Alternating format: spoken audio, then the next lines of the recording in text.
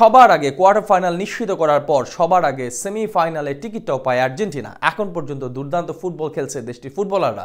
এবার শেষ চারে কানাডার বিপক্ষে মাঠে নামার আগে বড় সুখবর পেল দেশটির সমর্থকরা। সেমিফাইনালে পথ আরও একটু সহজ হয়ে গেল আলবিসেলেস্তাদের জন্য। তাই সবার মতো এখন স্বস্তিতে কোচ লিওনেল স্কালোনি। কানাডার বিপক্ষে ম্যাচের আগে দলটির সুখবর এবং দলের বর্তমান পরিস্থিতি নিয়ে বিস্তারিত জেনে নেব রিপোর্টে। একটা দল কতটা ভালো সময় কাটাতে পারে তার জলজ্যান্ত উদাহরণ যেন আর্জেন্টিনা।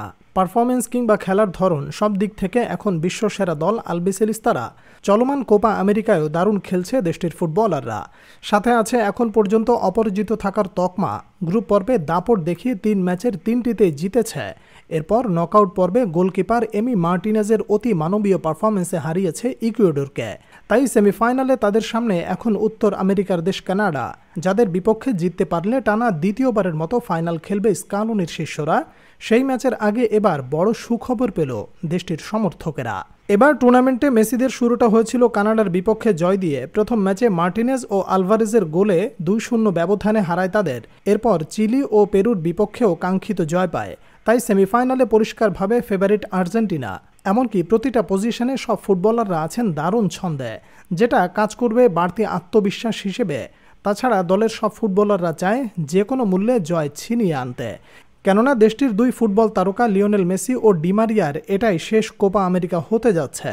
বিশেষ করে যে কোপা আমেরিকা জিতিয়ে আর্জেন্টিনার ট্রফি করা শেষ করেছিলেন, সেই কোপা আমেরিকা থেকে বিদায় নেয়ার ঘোষণা দিয়েছেন ডিমারিয়া।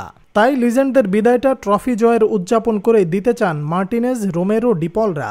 এদিকে ইনজুরির কারণে কোয়ার্টার ফাইনালে ইকুয়েডরের বিপক্ষে মাঠে নামতে পারেননি ফরওয়ার্ড ডিমারিয়া। ম্যাচের পুরোটা সময় ছিলেন সাইড বেঞ্চে। পুরো ফিট না থাকায় কোচ স্কালোনিও কোনো প্রকার ঝুঁকি নিতে চায়নি তাকে নিয়ে।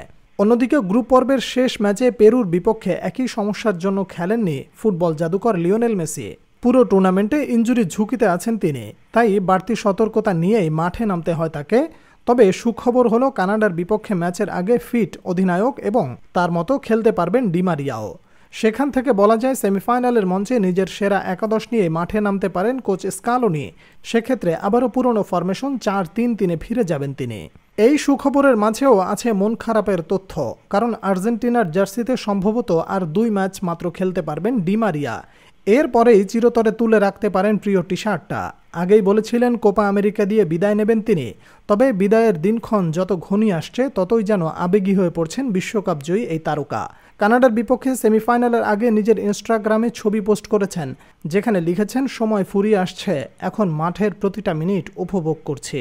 টুর্নামেন্টে এখন পর্যন্ত 2টি ম্যাচ বাকি আর্জেন্টিনার, সেমিফাইনাল, ফাইনাল অথবা তৃতীয় স্থান নির্ধারণী ম্যাচ।